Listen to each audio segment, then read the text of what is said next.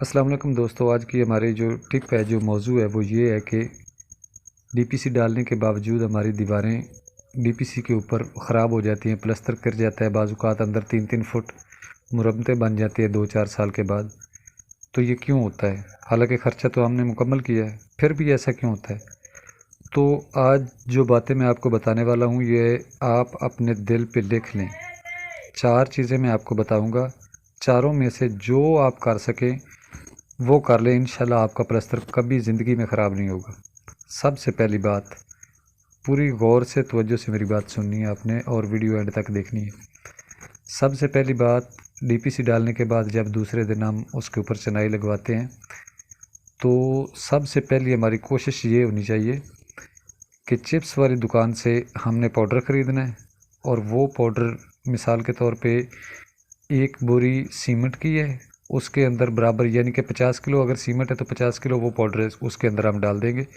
और जितना हमारा कवर एरिया है, जिधर जिधर हमने डीपीसी डाली है, ऊपर चिनाई लगानी है, उधर उधर हम उसके ऊपर डीपीसी के ऊपर वो मिसाला बराबर का बना के लगाएंगे। जितना पाउडर होगा उतना खाली सीमेंट होगा, रेत नहीं होगा, क्योंकि जहाँ रेत लगता है इधर डीपीसी में रेत लगता है, इसीलिए सीपज होता है, ऊपर सीपज आ जाती है।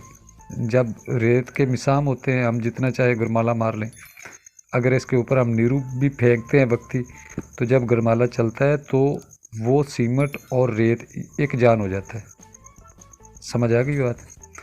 अच्छा, पूरी इमारत के ऊपर हम चिप्स के पाउडर का और खाली सीमेंट नीरू का एक रदा लगाएंगे।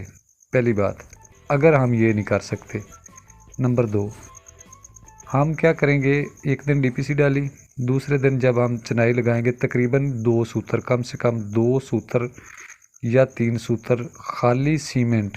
अब आप कहेंगे ये ख़र्चा ज़्यादा है, भाई करना पड़ेगा। जिधर आप 1 मिलियन या 2 मिलियन या 3 मिलियन लगा रहे हैं, तो ये करना पड़ेगा।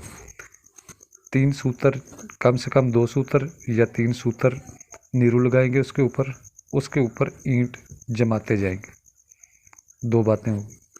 अब हम चलते तीसरी बात की तरफ। नंबर 3, अगर आप ये नहीं कर सकते तो एक दिन आप डीपीसी डालेंगे, 2 दिन उसको पानी लगाएंगे, तीसरे दिन आप उसको खुशक होने देंगे, और चौथे दिन आप उसके ऊपर लोक लगाएंगे। लोक लगाने के बाद उसके ऊपर प्लास्टिक लगाएंगे।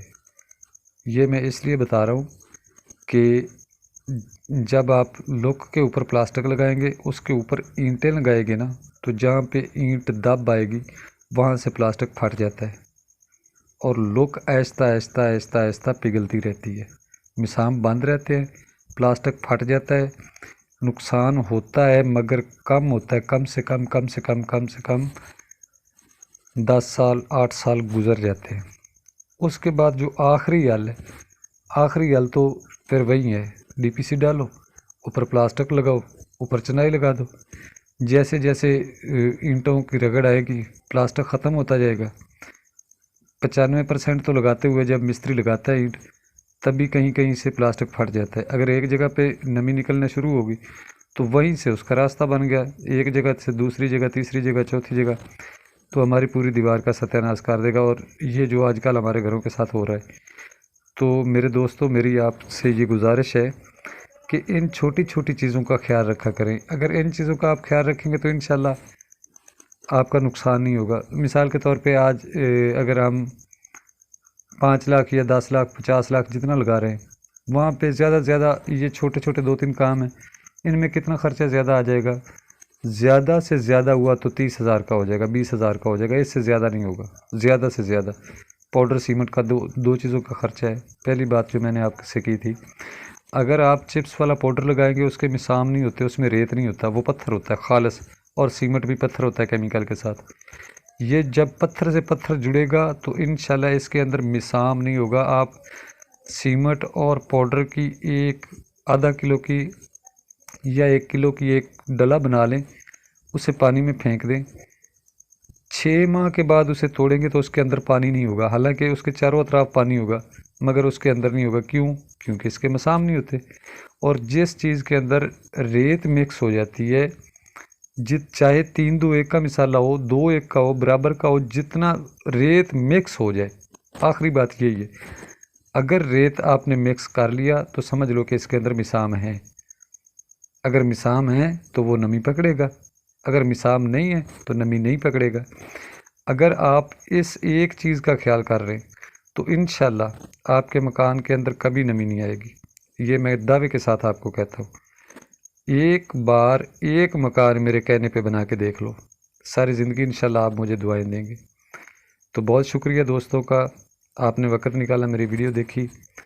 अगर मेरी वीडियो आपको अच्छी लगी हो तो मेरे चैनल को सब्सक्राइब कर लें ताकि आने वाली हर वीडियो आप तक बआसानी पहुंच सके और आपके किसी न किसी काम आ सके। मुस्तकबिल में कभी भी आप अपना काम करना चाहें तो इंशाल्लाह अच्छी रहनुमाई होगी।